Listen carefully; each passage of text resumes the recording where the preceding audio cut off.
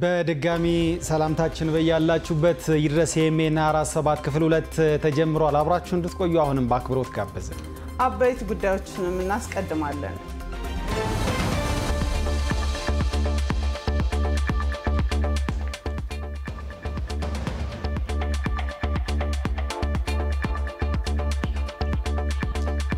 በዓለም የንግድ ውድድር ውስጥ የመግዛት እንጂ የመሸጥ ተሳትፎ ዝቅተኛ ሆና የቆየችው ኢትዮጵያ በገበያ ስርዓቱ ጠንካራ ተፎካካሪ ትሆን ዘንድ ጥራታቸውን የጠበቁና እሴት የተጨመረባቸው ምርቶችን ማምረት ላይ ትኩረት አድርጋ እየሰራች መሆኑን በከተማ አስተዳደሩ ድጋፍ የሚደረግላቸው ፋብሪካዎች አስታወቁ። ታልቆለት ከመጣ በኋላ በጥሬው መላክ ሳይሆን ቫልዩ አድ ላይ ነው ተኩረን የምንሰራው። 70% ተኪ ምርት ነው የምናመርተው 30% ኤክስፖርት ነው የምናመርተው። ይሄንን ካርባን ሲሰራኛ ጋር almost አመት ሁሉ ነው የሚሰራ። ኤክስፖርት ስታንዳርድ ወደ ሩዋንዳ የተወሰነ ደግሞ ወደ ሩዋንዳ ጅቡቲ ይላካል ማለት ነው።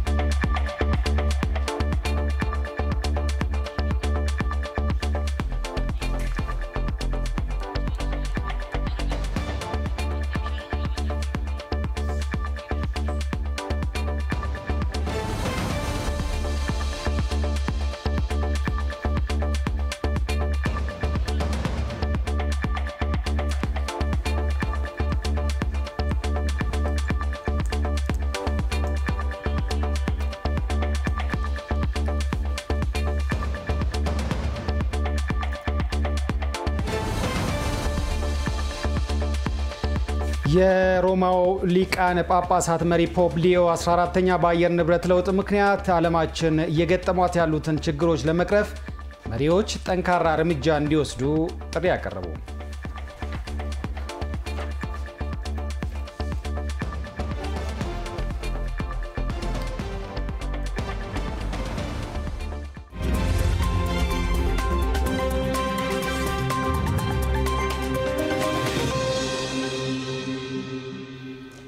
የኤም 24/7 የምዕራፍ 2 መረጃዎቻችን እየመራን እኔ ኢየሩሳሌም ሀረጋዊንና ባልደረባዬ አፈወርቅ አለሙ አብረናችሁ ቆይታ የምናደርግ ይሆናል። አብራችሁን ትቆዩን ዘንድ ግብዣችን ነው። አጫጭር መረጃዎችን እናስቀድማለን። የምልክት ቋንቋ አማርኛ ያለው ሳይረሳ ማለት ነው። ወደ አጫጭር ጉዳዮቻችን እናልፋለን። የተባበሩት አረብ ኤሚሬትስ ኢትዮጵያ የ32ኛውን የኮፕ ጉባኤ አዘጋጅ ሆና በመመረጧ የመልካም ምኞት መልእክት አስተላለፉም። ኢትዮጵያና የተባበሩት አረብ ኤሚሬት በመካከላቸው ያለውን የረጅም ዓመታት ግንኙነት በዘላቂነት ለማስቀጠል ፍላጎት እንዳላቸው ማመላክተዋል። በሚኒስትር ዴኤታ ማዕረግ የኢፌዴሪ የውጭ ጉዳይ ሚኒስትር አምባሳደር ሀደራ አበራ በኢትዮጵያ የተባበሩት አረብ ኤሚሬት አምባሳደር መሐመድ ሳሌም አሊ ረሺድን ዛሬ ጠዋት በጽህፈት ቤታቸው ተቀብለው አነጋግረዋል። በዚሁ ጊዜ በሀገራቱ መካከል ያለው ግንኙነት በሚጠናከርበት ሁኔታ ላይ የመከሩ ሲሆን የጋራ ለሆኑ ጉዳዮች ትኩረት ለመስጠትና ዓለም አቀፋዊ ጉዳዮች ላይም አብረው ለመስራት በሚችሉባቸው አጀንዳዎች ዙሪያ መነጋገራቸውን አምባሳደሩ ገልጸዋል። ሀገራቱ በዲጂታል ቴክኖሎጂ ሽግግር፣ በትምህርትና በሌሎች ጉዳዮች ላይም በጋራ መስራት በሚቻሉባቸው ሌሎች ዘርፎች ጭምር መምከራቸው ተመላክቷል። አምባሳደር መሐመድ በዚሁ ወቅት እንደተናገሩት ኢትዮጵያ በፈረንጆቹ 27 ዓመተ ምህረት በዓለም የአየር ለውጥ ላይ የሚመክረውን የኮፕ 32 ጉባኤ አዘጋጅ ሆና መመረጧን አስመልክቶ የእንኳን ደስ አላችሁ መልእክት አስተላልፏል። የተባበሩት አረብ ኤሚሬትስ መንግስት ከኢትዮጵያ ጋር ያለውን የረጅም ጊዜ ግንኙነት ተጠናክሮ እንዲቀጥል ሀገራቸው ፍላጎት እንዳላት መናገራቸውንም ከውጭ ጉዳይ ሚኒስቴር የማህበራዊ ትስስር ገጽ የተገኘው መረጃ ያመለክታል።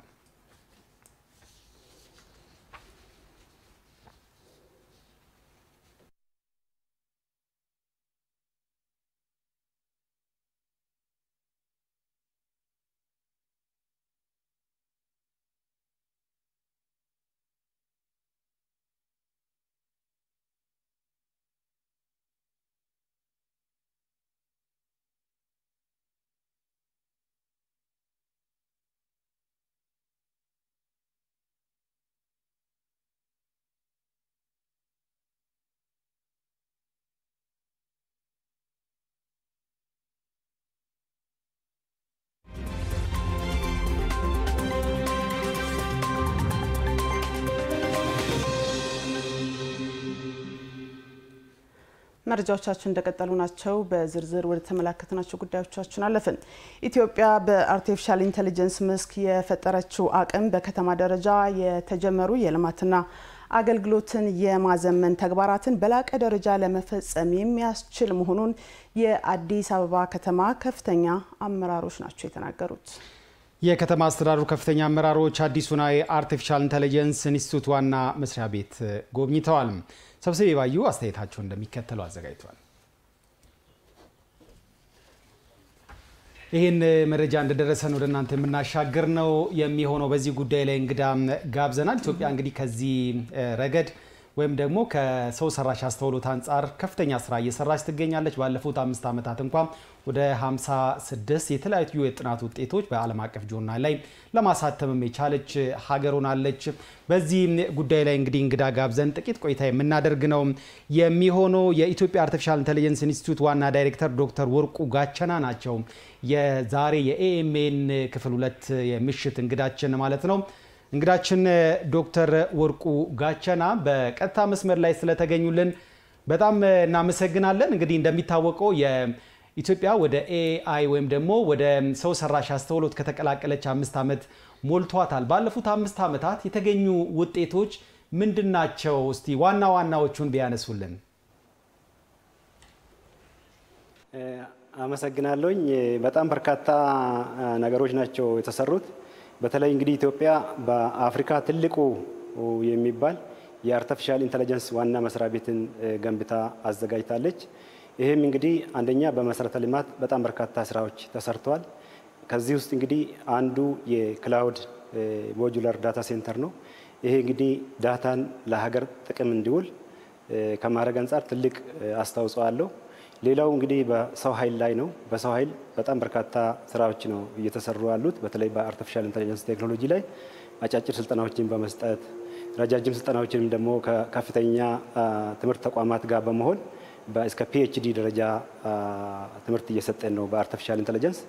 ስለዚህ ይሄ አንዱና ትልቁ ከሰው ኃይል ልማት ጋር በተለይ አሁን ስታርታፕ 200 ስታርታፕ ኤአይ ስታርታፖችን ተቀብለን በነፃ ቢሮ በመስጠት ኢንተርኔት የክላውድ ዳታ ስፔስ በማዘጋጀትና አጫጭር ስልጠናዎችንን በመስጠትና በተለይ እንግዲህ ኢኖቬተርስ የሚባሉት እነዚህ በአይዲያ ደረጃ በተወሰኑ ደግሞ የሄዱትና ካምፓኒ እስከ ማቋቋም የደረሱትን አንድ ላይ በማድረግ አንደኛ እርስ በራሳቸው በማማማር ከዛ በኋላ ወደ ምርት እንዲገቡ ከማድረግ አንጻር የሚረዳቸው ስልጠናዎችና ወደ ገበያ የሚወጡበትና ገበያ ከወጡ በኋላ ደግሞ እንዴት ገበያ ውስጥ መቆየት እንደሚችሉ ስልጠናዎችን በመስጠት በሰው ኃይል ግንባታ ላይ በጣም ትልቅ ስራዎች እየተሰሩ ነው ያሉት።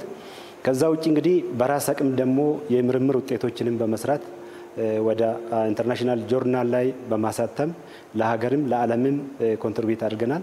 ከዛ ብቻ ሳይሆን ደግሞ አርቲፊሻል ኢንተለጀንስ በአፍሪካ የአርቲፊሻል ኢንተለጀንስ ፖሊሲ ቀርጻ ስትራቴጂ ቀርጻ የገባችው ሀገር ኢትዮጵያ ነችና ኢትዮጵያ ይሄ ላይ እንግዲህ የኢትዮጵያ መንግስት ይህን ትልቅ ቁርጠኝነት ነው እንግዲህ ፖሊሲ ቀርጾ ስትራቴጂ ቀርጾ ወደ ስራ የገባ ብዙ አፍሪካ ሀገራት የለም። ይህንን እንግዲህ ሌሎች ወንድም የአፍሪካ ሀገራት ጋር በመሆን ይህንን ቴክኖሎጂ ሁሉም ሴክተር ተጠቅሞ ሀገራችንም ዓለማችንም ከዚህ ሴክተር እንድትጠቀም ኢትዮጵያ እንግዲህ ግንባር ቀደም ይዛ እየሰራች ነው ያለችው። በተለይ ፖሊሲ እንግዲህ ስንቀርጽ ቀድመን ፖሊሲ መቅረጻችን ትልቅ ነገር ነው። ሌላ በየዘርፉ በጤና ዘርፉ በግብርና በተለይ ደግሞ በአገልግሎት ዘርፍ እዚህ አሁን የአንድ ማዕከል ሰርቪስ መሶብ ላይ ወደ 9 ሶፍትዌሮችን በመስራት 180 ሰርቪሶችን በክላውድ ሰርቪስ በመስጠት የኤአይ ሶሉሽን የሆኑት ደግሞ ሶፍትዌሮችን በመስራት ይህንንም የአገልግሎት ዘርፉን እያገዝን ነው የምንገኘው። ሁሉም ዘርፎች ላይ እንግዲህ የህዝባችን ችግር የሚፈታ ፕሮጀክቶችን በመስራት ኤአይን በመጠቀም በአጭር ጊዜ ውስጥ ስታንዳርዱን የጠበቀ ስራዎች እየተሰሩ ነው ያሉት ማለት ነው። መልካም ዶክተር፣ ሌላኛው ጥያቄያችን እንግዲህ ኢትዮጵያ በዚህ ዓለም የቴክኖሎጂ ውድድር ውስጥ ናትና የኢትዮጵያን ደረጃ ምኑ ጋር የሚያስቀምጡ ስራዎች ናቸው እየተከናወኑ ያሉት የሚለውን ነገር ብናነሳ። ያው ኢትዮጵያ እንግዲህ በዚህ በቴክኖሎጂ ኢትዮጵያ በጣም ብዙ ነገሮችን እየሄደች ነው ያለችው። በተለይ ከአፍሪካ ሀገራት አንጻር ዲጂታል ኢትዮጵያ 2025 ቀርጻ እንደጨረሰችና ገምግማ ኢትዮጵያ ወደ ዲጂታል 2030 ስትራቴጂ የ5 ዓመትን ቀድሞ ከመቅረጽ አንጻር ይሄ ደግሞ አርቲፊሻል ኢንተለጀንስን እንደ ተቋም ለብቻ አቋቁሞ መሄዱ ደግሞ በዓለም ደረጃ ትልቅ ቦታ ነው የሚያሰጠው። በዓለም ደረጃ ትልቅ ቦታ ማሰጠት ብቻ ሳይሆን በኢኮኖሚ ላይ በተለይ ከኢኮኖሚ አንጻር ምን ፋይዳ አለው የሚባለው ነገር ስናነሳ ዓለማት እንግዲህ ትልቁ መወዳደሪያ እያደረጉ ያሉት እንግዲህ በአሁኑ ሰዓት አርቲፊሻል ኢንተለጀንስ ነው። ይህን ዓለማት በደንብ እየተወዳደሩበት ያለውን ቀድመን ማወቅና ቀድመን መግባት በተለይ ደግሞ በዚህ ደረጃ መድረስ ኢትዮጵያን ትልቅ ደረጃና በቴክኖሎጂ ደረጃ በጣም የሚያግዝ ከሰው ኃይልም ከልማት አንጻርም ብዙ ስራዎችን መሰራትና ለዓለም ምሳሌ ሊያረጋት ይችላል የሚል ራዕይ ይዘን ነው። ይሄ የኛ ራዕይም እንግዲህ ኢትዮጵያ በአርቲፊሻል ኢንተለጀንስ ቴክኖሎጂ በ2022 ዓ.ም በአርቲፊሻል ኢንተለጀንስ ቴክኖሎጂ ግንባር ቀደም የሚያረጋትን ተቋም ለመስራት ነው እንግዲህ እየሰራን ያለ ነው። ይሄም እንግዲህ በ5 ዓመቱ ውስጥ ይሄው የታዩ በጣም ትልቅ ስራዎች ናቸው። ቀሪው 5 ዓመት እንግዲህ ብዙ ነገሮች ይሰራሉ የሚል ሀሳብም ቁርጠኝነትም አለን ማለት ነው። የኢትዮጵያ አርቲፊሻል ኢንተለጀንስ ኢንስቲትዩት ዋና ዳይሬክተር ዶክተር ወርቁ ጋቸና በኤኤምኤን ክፍል 2 ላይ ገብተው እንግዳችን በመሆን ለሰጡን ሰፋ ያለ ማብራሪያ በጣም እናመሰግናለን። መልካም ምሽት ይሁንልዎት። እንቀጥላለን ተመልካቾቻችን። በሌሎች ጉዳዮች ደግሞ ወደ እናንተ መድረሳችን አሁንም የሚቀጥል ነው የሚሆነው። አዎ በዓለም የንግድ ውድድር ውስጥ የመግዛት እንጂ የመሸጥ ተሳትፎ ዝቅተኛ ሆና የቆየችው ኢትዮጵያ በገበያ ስርዓቱ ጠንካራ ተፎካካሪ ትሆን ዘንድ ጥራታቸውን የጠበቁና እሴት የተጨመረባቸው ምርቶችን ማምረት ላይ ትኩረት አድርገው እየሰሩ መሆናቸውን በከተማ አስተዳደሩ ድጋፍ የሚደረግላቸው ፋብሪካዎች አስታውቀዋል። በመዲናዋ ከሚገኙት በርካታ አነስተኛ መካከለኛና ከፍተኛ ኢንዱስትሪዎች ውስጥ ወደ 4000 የሚጠጉ ፋብሪካዎች በከተማ አስተዳደሩ ድጋፍና ክትትል ይደረግላቸዋል። ተከታዩ ሪፖርተራችን ካሳውን አንዱ ዓለም ዘገባ እዚህ ጉዳይ ላይ ትኩረቱን ያደረገ እሱ እንከታተላለን።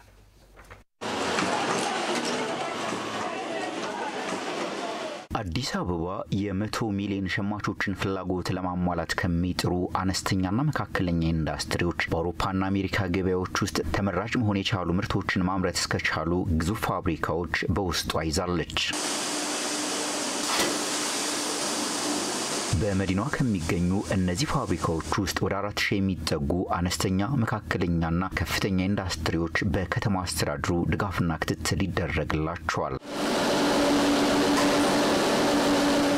እነዚህ በመዲናው የሚገኙ ፋብሪካዎች በዓለም የንግድ ውድድር ውስጥ የመግዛት እንጂ የመሸጥ ተሳትፎ ዝቅተኛ ሆና የቆየችዋን ሀገር በገበያ ስርዓቱ ውስጥ ጠንካራ ተፎካካሪ የማድረግ ህልምን ሰንቀዋል። ጥሬ ዕቃዎቿን ወደ ውጭ በመላክ ቢሊዮን ዶላሮችን አውጥታ የተለያዩ ሸቀጣሸቀጦችን ከውጭ የምታስገባው ኢትዮጵያ ታሪኳ ተቀይሮ ያለቀላቸውና እሴት የተጨመረባቸውን ምርቶች በመላክ ተወዳዳሪ እንድትሆንም ጥረት ጀምረዋል።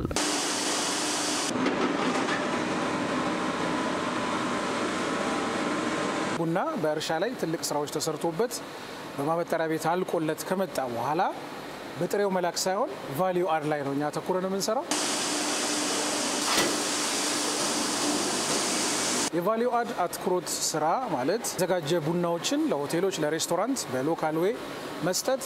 ከዛ ውጪ ደግሞ የቡና ኤክስፖርተሮች ለውጭ ሀገር ቆልተው ለማስላክ የሚፈልጉትን ደንበኞቻችንን ቆልተን አሽገን ፓክ ዳርገን ሰርቪስ መስጠት ነው። እነዛ ፓክ ዶኖ ያለቀላቸው ቡናዎች በክላይንቶቻችን በኤክስፖርት ቫልዩ አድርገው ከሀገር ይወጣሉ ማለት ነው። የተለያዩ አይነት ምርቶች እናመርታለን። በቲሸርት፣ ሸሚዝ፣ ጃኬት፣ ሱሪ የተለያዩ አይነት ስራዎች እንሰራለን። 70% ተኪ ምርት ነው የምናመርተው፣ 30% ኤክስፖርት ነው የምናመርተው። ይህንን ካርባን ሲሰራኛ ጋር ኦልሞስት አመት ሙሉ ነው የሚሰራ። ኤክስፖርት ስታንዳርድ ወደ ኡጋንዳ የተወሰነ ደግሞ ወደ ሩዋንዳ ጅቡቲ ይላካል ማለት ነው። እነዚህ ካራባቶቹ ኤክስፖርት ስታንዳርድ ናቸው ማለት ነው። ቲሸርቶቹም በተጨማሪ እነዚህ ቲሸርቶች የምታያቸው በሙሉ 100% ኤክስፖርት ናቸው፣ ወደ ኡጋንዳ ኤክስፖርት የሚደረጉ ናቸው ማለት ነው። ባለፉት ጥቂት ዓመታት በተከናወኑ የድጋፍ ስራዎች በመዲናው የሚገኙ ኢንዱስትሪዎች ለበርካታ ባለሙያዎች የስራ ዕድል ፈጥረዋል። የቀን የማምረት አቅማቸውም እያደገ መጥቷል። አልማኪር እስከ 384 ሰራተኞች አለበት። በቀን የምናመርተው ምርት ከ3000 በላይ ሸሚዝ ይመረታል። በቲሸርት ሲሆን ደግሞ ከ5000 በላይ ሊመረትም ይችላል እንደ አይነቱ እንደ ምርቱ ማለት ነው። ሱሪውን ጃኬት ምናምን ሲሆን ደግሞ አነስ ያለ ምርቶች ይመረታሉ ማለት ነው። የቡና መቆያ ድራማችን ደብል ድራም ሆኖ በዲዝል የሚሰራ ሆኖ በአንድ ጊዜ ካፓሲቲው በግማሽ ሰዓት ውስጥ 120 ኪሎ ይቆላል። በቀን በየ30 ደቂቃው ወይም ደግሞ በየ28 ደቂቃው 120 ኪሎ እየቆላ በቀን 2500 ኪሎ ወይም በ24 ሰዓት 5000 ኪሎ ሮስት አድርጎ ፓክ የሚያደርግ ድርጅት ነው ማለት ነው። የአዋቂ ወይም የወንድ የሴት የልጅ እንዲሁም ተጨማሪ ደግሞ የስፖርት ታይፕ ጫማዎች እስከ 800 በቀን በፔር ይሰራል። ድርጅቱ ዲና የእንስሳት መኖ ማቀነባበሪያ ይባላል። በቀን ወደ 800 ኩንታል አካባቢ ይህንን እያመረትን እንገኛለን። ወደ 14 አይነት ምርቶችን እናመርታለን። የተሻለ የሰው ኃይል ለመቅጠርና በዓለም የገበያ ስርዓት ውስጥ የበለጠ ተወዳዳሪ ለመሆን ከተማ አስተዳደሩ የመስሪያ ቦታና የመሰረተ ልማት አቅርቦት እንዲያሟላላቸውም የፋብሪካ ባለቤቶች ጠይቀዋል። የዛሬ 4 ወር ወደ ጀርመን ኤክስፖርት እናደርግ ነበረ። እሷን የቆመበት ምክንያት ምንድነው? የመስሪያ ቦታ በቂ የመውጫ ኤግዚት ዶር የለውም፣ የሰራተኛ መገበያ የለውም፣ የሰራተኛ ማስተንፈሻም የለውም በሚል በዚህ ውድቅ ሆናል እንጂ ማሽኖቻችን ኤክስፖርት ስታንዳርድ ናቸው።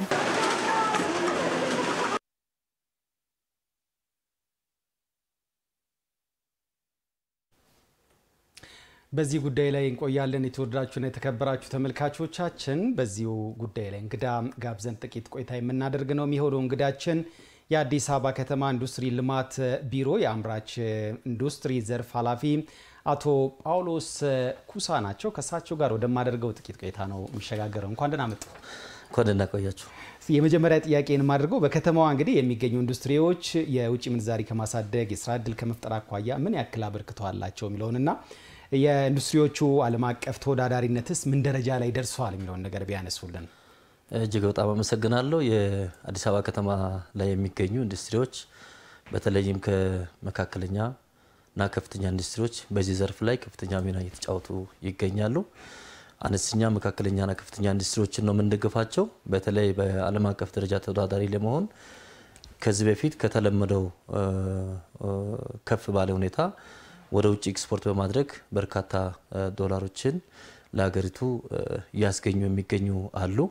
በተለያዩ የዓለም ክፍሎች የራሳቸው ምርት ከጋርመንት ከቡና ፕሮሰስ በማድረግ ከአግሮ ፕሮሰሲንግ ከእንጀራም ጀምሮ ውጭ ኤክስፖርት በማድረግ በብዙ ሚሊዮን ዶላር ገቢ ያስገኘ ይገኛል። ከዛ ውጭ ደግሞ ከውጭ የምናስገባቸውን የምርት አይነቶችን እዚሁ ሀገር ውስጥ በማምረት ዶላር የምናወጣውን እዚሁ በማስቀረት ከፍተኛ ሚና እየተጫወቱ ይገኛሉ። መልካም። ለኢንዱስትሪዎቹ የሚደረገው ድጋፍ ክትትል ውጤታማ እንዲሆኑ ከማድረግ አንጻር እየተሰሩ ያሉ ስራዎች በጥቅሉ ምንድነው የሚመስሉት እስቲ? አዎ በርግጥ ከፍተኛ የሆነ ፍላጎት አለ ከአምራች ኢንዱስትሪዎች። ሰውም በፊቱ በተሻለ ሁኔታ ለማምረት ወደዚህ ዘርፍ ለመግባት ከፍተኛ ፍላጎቶች አሉ። በዛ ልክ ደግሞ እኛም እንደ አዲስ አበባ ከተማ አስተዳደር ለአምራች ኢንዱስትሪዎች የምንሰጣቸው ድጋፎች አሉ። በተለይም ከ2014 ወዲህ ለአምራች ኢንዱስትሪዎች የሚሰጠውን ድጋፍ በኢትዮጵያ ታምርት ንቅናቄ በማስደገፍ የሚያነሷቸውን የመሰረተ ልማት ጥያቄዎች፣ የመስሪያ ቦታ ጥያቄዎች፣ የፋይናንስ ጥያቄዎች እና ደግሞ የገበያ ትስስር ከማድረግ አኳያ በዚህ ዙሪያ ላይ ከተማ አስተዳደሩ ልዩ ትኩረት ሰጥቶ እየሰራ ይገኛል። መልካም። ከዚህ ጋር ተያይዞ አቶ ጳውሎስ እንግዲህ በከተማ የሚገኙ ኢንዱስትሪዎች አልፎ የሚያነሷቸው ቅሬታዎች አሉ። የመሰረተ ልማት አቅርቦት አለመሟላት፣ የመስሪያ ቦታ እጥረት ተደጋግሞ የሚነሱ ቅሬታዎች ናቸውና አስተዳደሩ እነዚህን ቅሬታዎች ለመፍታት ምንድነው ያደረገው? ምን ሳቅዷል የሚለውን ነገር። አዎ በርግጥ ያው ከመስሪያ ቦታ ጋር በተያያዘ ያው ሰፊ ፍላጎት አለ። ብዙዎቹ ተከራይቶ ነው የሚሰሩት። ለዚህ ግን የሚሆን ቦታ ከማመቻቸት አኳያ በባለፉት አመታት ከተማ አስተዳደሩ በተለይ ከለውጥ ወዲህ ከ250 በላይ አምራች ኢንዱስትሪዎች ሰፋፊ ቦታዎችን የማምረቻ ቦታዎችን ሰጥቷል። ከዚህ ጋር ተያይዞ ሌላም በአቃቂ ቃሊቲ ክፍለ ከተማ ላይ ወደ 93 ሄክታር መሬት ላይ የማምረቻ ቦታዎች ግንባታ እያፋጠርን እንገኛለን። ከፍተኛ ፍላጎት ስላለ ማለት ነው። በቅርቡ የተጠናቀቁትን የማስተላለፍ ስራዎችን እንሰራለን።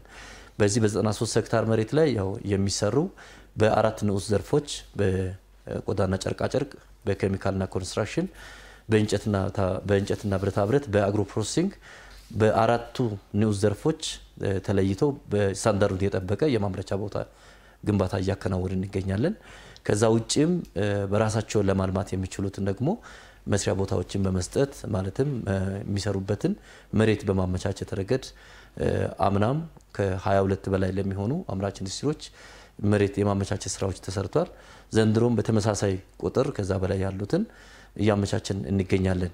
በርግጥ ያው ከፍላጎት ጋር አሁን ባለው ሁኔታ እየተመጣጠነውን እያቀረብን ባይሆንም እንኳን ቀጣይ በእነኚህ ጉዳዮች ላይ ልዩ ትኩረት ሰጥተን ለመስጠት ከተማ አስተዳደሩም እየሰራ ይገኛል።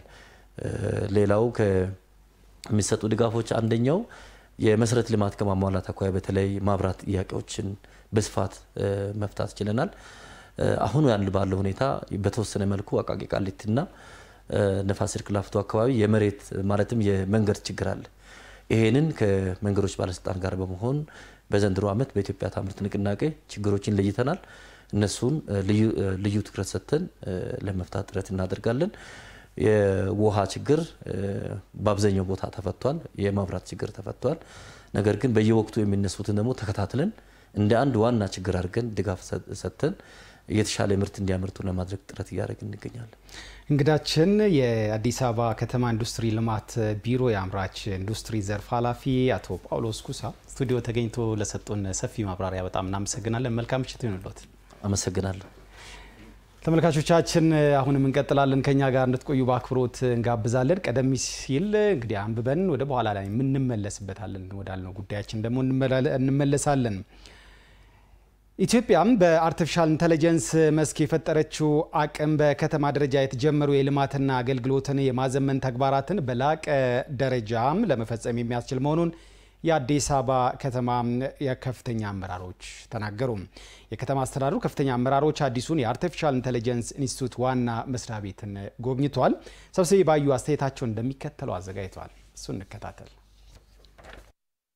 AI የሚያስፈልግበት የስራ አይነት ያለ አይመስለኝም። አሁን ስመለከተው በአገልግሎቱም በኢኮኖሚውም በመረጃውም በአጠቃላይ ዓለም ላይ አሉ የሚባሉ ስራዎችን ለመምራት የሚያስችል ደጋፊና አሁን በተለይ ደግሞ እንደኛ ኋላ ቀርቶ የቆየ ሀገር በፍጥነት ኮፓፕ ለማድረግ በፍጥነት ለመወዳደር የሚያስችል እድል የሚፈጥር ነው። የከተማችንን ደህንነትም የከተማችን ልማትም የከተማችንን የኢኮኖሚ ፍጥነትንም ለማገዝ በጣም በትልቁ ይጠቅመናል ብዬ አስባለሁ። በተለይም ደግሞ እንዳያችሁት የትራንዛክሽንን ስራ፣ የኮሙኒኬሽንን ስራ፣ የአሴት ማኔጅመንት ስራን፣ የስማርት ትራንስፖርት ሲስተም፣ ስማርት ሃውሲንግን በአጠቃላይ ስማርት ኢኮኖሚ፣ ስማርት ሰርቪስ በተለይ ሰርቪስ ላይ የምናያቸው አገልግሎቶች በተለይም ቀደም ሲል ይነሳ ስለነበረ በህዝባችን ውስጥ የተለያዩ ቅሬታዎች ይነሱ ነበረ። ሌብነት አለ፣ ያለ ጉቦ ስራ አይሰራም የሚሉ ነገሮችን እነዚህም በሙሉ ለመቅረፍ የሚያስችል መልካም አጋጣሚ ነው። የት ቦታ ምን መከናወን እንደሚቻል እየተሰራ እንደሆነ ለማወቅ ፈጥኖ ደግሞ ማስተካከያ ለማድረግ የኛ የሞቢሊቲ ስራችንም ብዙ ቦታ ላይ ችግር ይገጥምና ለስራ እንቅፋት የሚሆንበት ሁኔታ ያጋጥመናል። ይህንን የት አካባቢ ምን እንዳለ አውቀን ቶሎ መፍትሄ ለመስጠት የሚያስችል ጠቃሚ የሆነ ቴክኖሎጂ ነው። አዲስ አበባን ለነዋሪዎቹ ምቹ እና ዘመናዊ ለማድረግ አጠቃላይ አገልግሎት አሰጣጡንም ደግሞ ወደ ስማርት ሲቲ ከፍ ለማድረግ የሚያስችል ስራዎች ተገብቷል። ክብርት ከንቲባችንም አስ ኢኒሼቲቭ ወስዶ ሰፋፊ ስራዎች የተከናወኑ ይገባልና የዚህ አርቲፊሻል ኢንተለጀንስ ደግሞ በዚህ በልኩ መምጣት እንደ ከተማ ያሰብናቸውን የስማርት ሲቲ እንቅስቃሴን እንዲፈጥንና ህብረተሰቡ ከዚህ ፈጣን አገልግሎት በማግኘት ወደሚፈለግበት ደረጃ እንዲደርስ ከማድረግ ጋር ተያይዞ ትልቅ አስተዋጽኦ አለው፣ ትልቅ ፋይዳ አለው የሚለውን የሚያሳይ ነው። ያየነው ነገር የታዘብነው የተመለከትነው ነገር ያንን እንደሚያግዝ አይተናል። ለኛ ለአዲስ አበባም ሌት ካሜራ አድቫንቴጅ ይሄ የአርቲፊሻል ኢንተለጀንስ የሚሰጠውን አቅም እና አጠቃላይ የስራ እሳቤ እኛም ካሰብናቸው ነገሮች ጋር አንዳንዶቹ ማኑዋል የምንሰራቸው በሰው ጉልበት በሰው እውቀት ብቻ የሚሰሩትን እነዚህ ነገሮች ደግሞ ከመጡልን ይበጥ ያፋጥነዋል። ላሰብነው ግብ እንዲሳካ ከማድረግ አንጻር ትልቅ ጉልበት ሊሆን የሚችል አቅም ነው ብዬ ወስደዋለሁ። ዛሬ ካየነው አንጻር እንግዲህ አንደኛውና ዋነኛው አድርገን የምንወስደው የከተማ ስራችን ዴታ ድሪቨን የሆነ ዲሲሽን መስጠት መቻል አለብን። ለምሳሌ ከፕላኒንግ አንጻር ያለውን ሁኔታ የምናይበት ጊዜ የከተማችን የክትመት ሁኔታ ምን ያህል ነው? ምን ያህሉ በቬጂቴሽን ከቨር ተደርጓል? ምን ያህል መሰረተ ልማት አለን? ምን ያህል ግንባታ አለን? እነዚህ ደግሞ የከተማውን ስታንዳርድ ባስጠበቀ መንገድ ነው እየገነባን ያለ ነው። ከተማችን እንዴት ነው እያደገች ያለችው የሚለውን ትሬስ ለማድረግም የቀጣይ የፕላኒንግ እቅዶቻችንን ከዛ ጋር ማጣጣም የሚያስችል አቅም እንዳለ በዚህ ውስጥ አይተናል። አንዱ እንደ ከተማ ለምሳሌ የተቸገርን ያለንበት በከተማ ውስጥ የሚከናወኑ ግንባታዎችን ፕሮፐርሊ ትሬስ ማድረግ፣ መከታተል፣ እነዛ በሚገነቡ ህገወጥ ግንባታዎች በህገወጥ ሴትልመንቶች ላይ ውሳኔ መስጠት የሚያስችል መረጃ አልነበረንም። መረጃ አኳየር እናደርጋለን፣ ያንን አናላይዝ አድርገን ውሳኔ መስጠት የምንችልበት ስርዓት አልነበረንም። ዛሬ ያየነው ያንን የሚያሳልጥ ሆኖ አግኝተነዋል። ሌላኛው ከመሰረተ ልማት አንጻር ያለውን የቅንጅት ችግር ነው። እንግዲህ አስቀድሞ መሰረተ ልማቶቻችን ለማቀናጀት አንደኛ ኤግዚስቲንግ መሰረተ ልማቶች የት ነው ያሉት የሚሉትን በደንብ ፕሮፐርሊ ዲቴክት ማድረግ የምንችልበት አቅም አልነበረም። መሰረተ ተገንብተዋል፣ ግን ደግሞ አዳዲስ መሰረተ ልማቶችን መገንባት በምንፈልግበት ጊዜ አፕግሬድ በምናደርግበት ጊዜ ሳይዛቸውን፣ ጥልቀታቸውን፣ የመሰረተ ልማት ታይፑን ጭምር ዲቴክት ማድረግ የምንችልበት ሜካኒዝም አልነበረም። ዛሬ ያየነው ያንን ምድል የሚሰጠው እንደ ሀገር እንደ ከተማ አስተዳደርም በማህበራዊም በኢኮኖሚ መስክም እጅግ በጣም በርካታ ስራዎችን ሰርተናል። ከተማችንን ገጽታ በመቀየር ረገድም በተመሳሳይ ነገር ግን ከአገልግሎት አሰጣጥ ጋር አሁንም ትኩረት የሚሹ ጉዳዮች እንዳሉ የህብረተሰቡን እርካታ ማረጋገጥ ያልቻልንበት ደረጃ ላይ ነው ያለነው። ያንን በመቀየር ረገድ የአርቲፊሻል ኢንተለጀንስ አስተዋጽኦ እጅግ በጣም የላቀ ነው። እንደ ከተማ ከኢትዮጵያ አርቲፊሻል ኢንተለጀንስ ኢንስቲትዩት ጋር በጋራ የጀመርናቸው ስራዎች አሉ።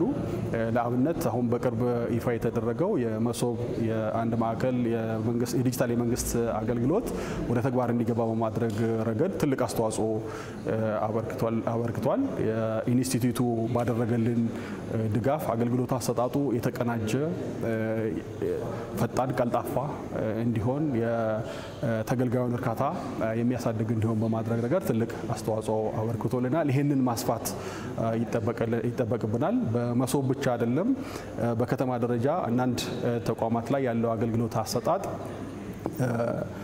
ለሌብነትና ብልሹ አሰራር የተጋለጠ እንዳይሆን በማድረግ ረገድ የመረጃ አያያዝ ስርዓታችን ዘመናዊና ደህንነቱ የተጠበቀ እንዲሆን በማድረግ ረገድም የተጀመሩ ስራዎች አሉ። ይሄን ይበልጥ ማጎልበት ያስፈልጋል። ዛሬ ካየናቸው ስራዎች አንጻር በቀጣይ ከአርቲፊሻል ኢንተለጀንስ ኢንስቲትዩት ጋር በጋራ ተቀራርበን በርካታ ስራዎችን መስራት እንዳለብን ተገንዝቤያለሁ።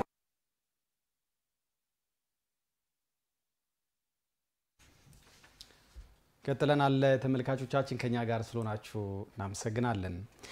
የአፍሪካ ህብረት ከምንጊዜውም በላይ ለሰላም ግንባታ እየሰራ መሆኑን የህብረቱ የፖለቲካ የሰላምና ደህንነት ጉዳዮች ኮሚሽነር አምባሳደር ባንኮሌ አዲአኔ ተናገሩ። ከህዳር 17 እስከ ህዳር 23 ቀን 2025 የሚቆየው የአምስተኛው የአፍሪካ ህብረት የሰላም ግንዛቤ ማስጨበጫ ሳምንት መታሰቢያ አካል የሆነው የሰላም መድረክና ሁለተኛው የኮሚሽኑ የመጽሔት እትም መድረክ በአዲስ አበባ ተካሂዷል። ቤተልሔም አየነው ተጨማሪ ዘብታለች። የአፍሪካ ህብረት የፖለቲካ ጉዳዮች ሰላምና ደህንነት ኮሚሽነር አምባሳደር ባንኮሌ አዲኦዬን ጨምሮ የተለያዩ ሀገራት አምባሳደሮችና የተባበሩት መንግስታት ተወካዮች የተገኙበት ስለ ሰላም ዓመታዊ የሚዲያ መግለጫና ከግጭት በኋላ መልሶ ግንባታና የልማት ስራዎች ላይ ትኩረት ያደረገ መርሃ ግብር ተካሂዷል። በመርሃ ግብሩ ላይ መልእክት ያስተላለፉት የአፍሪካ ህብረት የፖለቲካ ጉዳዮች ሰላምና ደህንነት ኮሚሽነር አምባሳደር ባንኮሌ የአፍሪካ ህብረት የሰላም ግንባታና ግጭትን ቀድሞ መከላከል ላይ ስራዎችን እያከናወነ ስለመሆኑ ገልጸዋል። Every segment of the African society, every global player. And we thank our partners.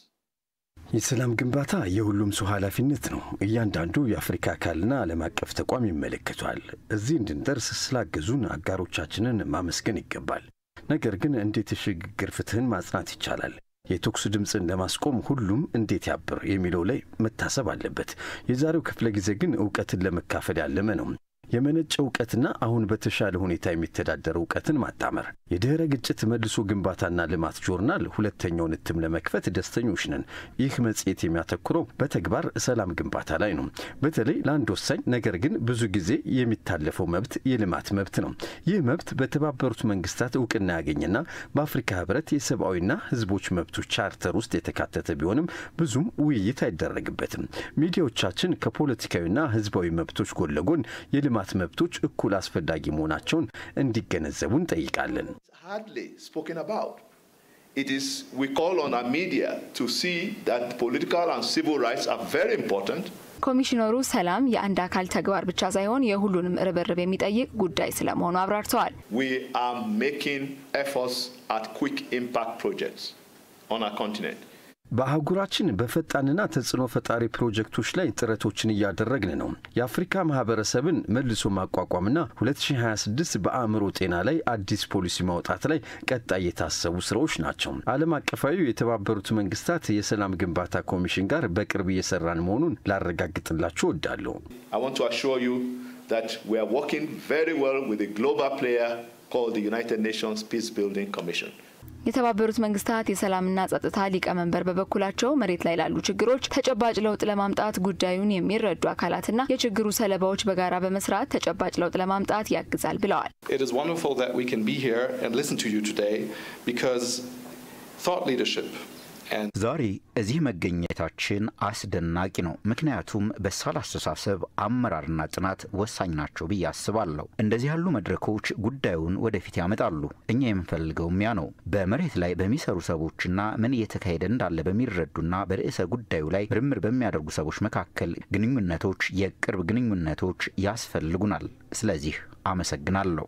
So thank you for having us. It is, as I said, an honor. ሀገራት ለሰላም የሚኖራቸው አሻራ ስላለው አበርክቶ የገለጹት በኢትዮጵያ የግብጽ አምባሳደር ለሰላም ግንባታ ከአፍሪካዊ ሳቢዎች በተጨማሪ ዓለም አቀፍ ተቋማትንም እይታ ማካተት ይገባል ብለዋል። Recovering from conflict is not a linear process. ከግጭት ማገገም በጭራሽ ወጥ ሂደት አይደለም። የአፍሪካ መፍትሄ በብሔራዊ ባለቤትነት የግዛት አንድነት ማክበርና ሁሉንም አይነት የውጪ ጣልቃ ገብነትን አለመቀበል ግጭት የሚያባብስ ነው። የግብጽ መንግስትም ከአጋር አካላት ጋር በሰላም የመስራት ፍላጎት አለው። በአህጉሪቱ የተረጋጋና ዘላቂ ሰላም እንዲመጣ ከአፍሪካ ህብረት እንዲሁም ከተባበሩት መንግስታት ድርጅት ጋር እንሰራለን። With the AU and with the United Nations. መርሃ ግብሩ በውስብስብ ፈተናዎች ውስጥ ሰላምና ልማትን በማጎልበት ረገድ የአፍሪካ ህብረት ስላለው ወሳኝ ሚና ዓለም አቀፍ ግንዛቤን ለማሳደግ ይረዳልም ተብሏል። ቀጥለናል። ከኛ ጋር ስለሆናችሁ እናመሰግናለን። ኤኤምኤን 47 ክፍል 2 ነው እየተከታተላችሁ ያላችሁት። ከቴሌቪዥን በተጨማሪ በፌስቡክ እና እንዲሁም ደግሞ በዩቲዩባችን ልትከታተሉን ትችላላችሁ። ፌስቡካችንን ላይክ አድርጉ፣ እንዲሁም ደግሞ ዩቲዩቡንም ሰብስክራይብ እያደረጋችሁ በቀጥታ ጉዳዮቻችን ወደ እናንተ እንዲሻገሩ ከኛ ጋር እንድትሆኑ ይሁን እንላለን። ወደ ቀጣዩ ጉዳያችን እንሸጋገራለን። የበሰሉ ምግቦች በሸቀጣ ሸቀጥ ሱቆች ውስጥ እንዳይሸጥ ተፈጻሚ የሚያደርግ አዋጅ ስጋት ተኮርና የህብረተሰቡ ጥቆማ መሰረት ያደረገ ነው ሲል የአዲስ አበባ ምግብና መድኃኒት ባለስልጣን አስታወቀ። ከጉዳዩ ጋርም ተያይዞ ይህ ወር የዝግጅትና የግንዛቤ ማስጨበጫ መሆኑን የገለጸው ተቋሙ ህብረተሰቡን በማሳተፍ የማስተካከያ የርምት እርምጃም እንደሚወሰድ ገልጿል። ዝናሽ ሞዲ ተጨማሪ ዛብታለች። የባለስልጣኑ ምክትል ዋና ዳይሬክተር አቶ አንጋ እርቃታ ተግባሩ ለረጅም ጊዜ የተለማመድ ነው ቢሆንም አሁን ላይ ግን የሚያስከትለው የጤና እክል ከግምት ውስጥ በማስገባት ይህንን ጉዳይ ማስተካከል አስፈላጊ ሆኖ ተገኝቷል ብለዋል። የተለያዩ መርዛማ ነገሮች፣ ሳሙናና ለጤና ጠንቅ የሆኑ ሸቀጦች በሚሸጡባቸው ሱቆች በቀጥታ ለምግብነት የሚውሉትን እንጀራና ዳቦን መሸጥ ልክ ባለመሆኑ ለመከልከል መገደዳቸውን ተናግረዋል። ዋና ጉዳዩ የጤና ጉዳይ ነው። ከጤና ጉዳዩ ጋር በተያያዘ ደግሞ መጀመሪያ አቀማመጣቸው እንጀራዎቹ አቀባበል ከየት እንደሚመጡ፣ ሁለተኛ ሱቆቹ ምን እንደሚሸጡ ሁሉም የሚያውቀው ነው፣ ማህበረሰባችን ነው የሚያውቀው። ስለዚህ እነኚህ ተቋማት ኦሬዲ የሚሸጡት ነገር ሌላ ነን ምግብ የሆኑ ነገሮች፣ ምግብ ያልሆኑ እንደውም ምግብ አለመሆን ብቻ ሳይሆን ኬሚካሎች ጭምር የሚሸጡባቸው ናቸው ሱቆች ያሉበት ነው። ስለዚህ የአንድ ሱቅ አይተማቸው የተለያዩ ናቸው። ስለዚህ ያ ከመሆኑ ጋር የህብረተሰቡ ጤናውን ቅድሚያ ነው መሰረት ያደረግነው ማለት ነው። እንጀራና ዳቦ መሸጥ ያለባቸው በምግብ ቤቶች፣ በዳቦ ቤቶችና በባልትና ወይም ለዚሁ መሸጫነት በተፈቀደ ቦታ ብቻ መሆኑንም አስረድተዋል። ሱፐርማርኬቶች ላይ ይሸጣል። ሱፐርማርኬቶች የፍለሽ የሆኑ ምግቦች፣ የበሰሉ ምግቦች ኮርነር አላቸው፣ ይታወቃል። ስለዚህ ሱፐርማርኬቶች ላይ በዚህ ደረጃ ይሸጣል። የምግብ አቅራቢ ሚኒ ማርኬቶች አሉ። አይታችሁ ከሆነ የተለያዩ ቦታ የባህል ሌላም አሉ። አሁን ምሳሌ ዳቦ የባህል ዳቦ ትላልቅ የባህል ምንድነው የሚባለው ድፎ ዳቦ የመሳሰሉ ነገሮች የሚሸጡ ተቋማት አሉ። ለዛ ብሎ የበሰለ ምግብ ስርጭት የሚሸጡ በርካታ ተቋማት አሉ። በዚህ ደረጃ ብቻ ያሉ አሉ። የተለያዩ ጥቃቅንና አነስተኛ ተቋማትም አሉ በዚህ ደረጃ የሚሸጡ። አንድ እሱ ነው። ሁለተኛ ትናንሽ ምግብ ቤቶችም አሉ ደረቅ እንጀራ አቅርቦት የሚያደርጉ አሁን ባለው አክቹዋል ሂደታችን ማለት ነው። በሶስተኛ ደረጃ ደግሞ ባልትና ቤቶችም አሉ። ህብረተሰቡ ለጤናው ጠንቅ መሆኑን ተገንዝቦ ተባባሪ እንዲሆንና ጥቆማም እንዲሰጥ የጠየቁት የባለስልጣኑ ምክትል ዋና ዳይሬክተር አቶ አንጋ እርቃታ ያልተፈቀደላቸው ነጋዴዎችም ሲሸጡ ከተገኙ አስፈላጊው የእርምት እርምጃ እንደሚወሰድባቸውም አስገንዝበዋል። እያስተማርን እየመጣን ነው የፈጸምናል። እንደዚህ አይነት ነገር ግን አዌርነስ እየጨመርን ግንዛቤ እየፈጠርን እንሄድ ብለን ብቻ ከቆየን ደግሞ እንላመደውና እንደ መብት አድርገን እንቆጥራቸዋለን። የህብረተሰቡም አይ አልሸምትህም፣ ትክክል አይደለም፣ በትክክለኛ ቦታ አላስቀመጥክም፣ ኤክስፓየርድ ያደረገ ነው፣ በቦታው አይደለም እየሸጥክ ያለው፣ ለምግብ በተጠበቀ ቦታ ላይ አይደለም፣ ህጋዊነት ያለው ቦታ ላይ አይደለም የማለት መብት ትንሿ ባለስልጣንነት መብት አለ። ከዛ ካለፈስ ሌሎችም ይሄ ትክክል አይደለም ብለን መንገር እንችላለን። እጅ ይዘን ማስቆም መቻል አለብን። ለህግ አካላት መጠቆም መቻል አለብን። ለባለስልጣኑ መስሪያ ቤት 6488 ስልክ ቁጥር አለን። በሱም ጥቆማ ማድረስ ይቻላል ማለት ነው። ወጣቶች ከተሰጣቸው በርካታ ነገር ይልቅ ያጡትን አንድ ጉዳይ ብቻ በማሰብ ከህልማቸው እንዳያፈገፍጉ ሲል ይመክራል ወጣቱ ኤኤምኤን ጋር ያደረገው ቆይታ። ምንም እንኳን የአካል ጉዳት ቢኖርበትም የነፍስ ጥሬ ነው ከሚለው የስዕል ስራው አላገደውም። በዛሬው የአዲስ ጓዳችን መሰናዶ በጥንካሬውና በተስፈኝነቱ ለብዙዎች አርያ የሚሆን አንድ ወጣት ባልደረባችን ቤተልሔም አየነው ጋር ቆይታ አድርጋለች። ቆይታዋን ተከታትለን የምንመለስ ይሆናል።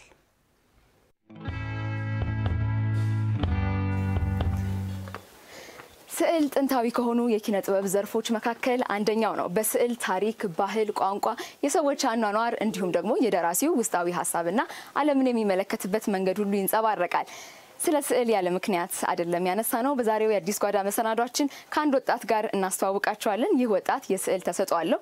ከአካል ጉዳት ጋር የሚኖር ቢሆንም ጉዳቱን ወደ ቀለም ስሜቱን ደግሞ ወደ ጥበብ በመቀየር ስዕሉን ለሚመለከቱ ሁሉ ተስፋን፣ ብርታትን፣ ወኔን የሚያላብስ የሚያጋባ ወጣት ነው። ወደ ውስጥ ገብተን ደግሞ መኖሪያ ቤቱ ተገኝተን የምናደርገውን ቆይታ አብራችሁን ተከታተሉ። እንዴት ዋላችሁ? እንዴት አለ? እንደምን ሰላም ነው? ስራ ላይ ነው አሁን? ስራ ላይ ነኝ። የእርሳስ ስዕል ነው እየሳልክ ያለው አሁን? የእርሳስ ስዕል እየሰራው ነው። ውጭ ላይ እንግዲህ የቀለሞችን የተመለከትን ነበር። እዚህ ደግሞ በእርሳስ እየሳልክ ነው። ያረፍ በይ። እሺ፣ አመሰግናለሁ። ስዕል መሳል መቼ ነው የጀመርከው? እሺ፣ ስዕል መሳል የጀመርኩት አሁን ቢያንስ ወደ 7 ዓመት ይሆናል። ስዕል መሳል ምን አይነት ስሜት ይሰጣል? ስዕል መሳል ብዙ ስሜት አለው፣ ደስ የሚል ስሜት አለው እና ተስፋ እንዳትቆርጪ እና ደግሞ ወደ ቢዝነሱም ስለመቀየር የገቢ ምንጭም ነው፣ ደስታም ይሰጣል። አንድ ስዕል ለመሳል ምን ያህል ጊዜ ይወስድብሃል? እንደ ስዕሉ ነው። አሁን ለምሳሌ አንድ ስዕል ሳይዝ ወይም ደግሞ ሀሳቡ በደንብ ዲቴይሉ መሰራት ካለበት ብዙ ጊዜ ሊወስድ ይችላል። ከፍተኛ ጊዜ ወሰደብኝ አሁን የአድዋ ላይ እየሰራሁት ያለው እንደውም አልጨረስኩትም። አሁን እሱ ራሱ አሁን ወደ 3 ሳምንት ሆኖታል። ሶሻል ሚዲያ ላይ እንግዲህ ስራዎችን ትለቃለህ ሰዎች እንዲያዩ። ምን ያህል ጥቅም ሰጥቷል አንተ ሶሻል ሚዲያ ላይ ስራዎችን ማሳየት? እኔ ብዙ ጥቅም ሰጥቶኛል። እኔ በስራ ስለሆነ ራሴን እዛ ላይ ፕሮሞት ነው የማደርገው እና ሰውንም እያበዛሁት ነው። በዛው ሰው ቀስ እያለ ነው የኔ ፎሎወርስ በአንድ ሳይሆን ቀስ እያለ ነው እየጨመረ ያለው። ሲጨምርም ደግሞ ሀሳቤን የገዛቸው ሰዎች ናቸው አሁን የኔን ፎሎወርስ የኔን የሚከተሉ የሚያደርጉኝ። እስካሁን ድረስ ወደ 200,000 ሊገባ ነው። ጉዳቱ የመጣው ከቆይታ በኋላ ነው። ቢያንስ 18 ዓመት ካለፈኝ በኋላ ነው። የእውቀት ችሎታ ያላቸው ማድረግ እየቻሉ በተለያየ ነገር እንዲህ ስለሆነ እያለ የሚፈልጉትን ነገር መስራት ላልጀመሩ ወጣቶች ምን አይነት ምክር አለ? በተቻለ መንገድ በትንሽ ነገር እዛው ባለበት የሆነ የሚችሉት ነገር ላይ ፎከስ ቢያደርጉ ከእንደዚህ አይነት ወይም ምክንያታዊ መሆን ከተለያዩ ሀሳብ ውስጥ ጭንቀት ውስጥ እንዳይገቡ ያደርጋል። ውጭ ላይ ወጥተን ደግሞ እስኪ ውጭ ያሉትን ስዕሎችን የቀለም ስዕሎችን እየተመለከትን ትንሽ ደግሞ ቆይታ እናደርጋለን። ይቻላል።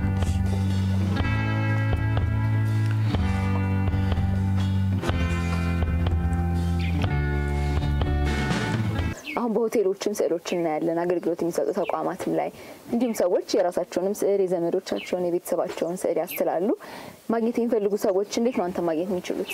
እኔም ማግኘት የሚችሉት በቴሌግራም አለው ሽፌ አርት ብዬ ቴሌግራም ግሩፕ ከፍቼ ያለው እና ቲክቶክ ነው። ዋነኛው ደግሞ ቲክቶክ ነው። ሽፌ አርት ብሎ ቲክቶክ ፔጅ አለኝ። እንግዲህ በስዕል ስራ ወደፊትም በህይወትህ ሊሆን ይችላል። ህልምህ ምንድነው? ምን ላይ መድረስ ትፈልጋለህ? ይሄንን ማሳደግና የተሻለ ወይም የራስንም ጋለሪ የምለውን መክፈትና እንዲሁም ደግሞ መሰረታዊ የስዕልን ማሰልጠን ነው ፍላጎት። እንደሚሳካ ምንም ጥርጥር የለኝም። የተከበራችሁ ተመልካቾቻችን በዛሬ አዲስ ጓዳችን ከሽፈራው ጋር የነበረን ቆይታ ነበር የተከታተላችሁ።